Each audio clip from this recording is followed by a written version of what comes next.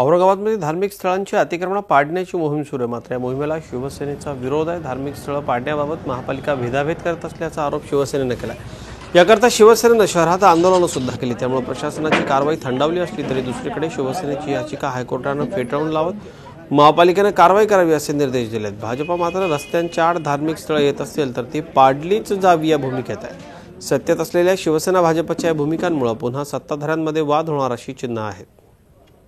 आदरणीय उच्च न्यायालयाने जे काही आदेश दिलेले आहेत त्यामध्ये जे डीपी रोड आहेत, प्रामुख्याने डीपी रोड्स आहेत किंवा काही शासकीय जमिनी आहेत त्यावरच्या धार्मिक स्थळांच्या बाबतीतल्या हे आदेश आहेत। मात्र हे आदेश देत असताना महानगरपालिकेच्या माध्यमातून जी काही यादी प्रिपेअर केली गेली ती यादीच मुळात चुकीची असल्याचं आमच्या सर्वांचं सभागृहात देखील आमची जेव्हा चर्चा झाली तेव्हासुद्धा आम्ही सगळ्यांनी निदर्शनास आणून दिलेलं आहे।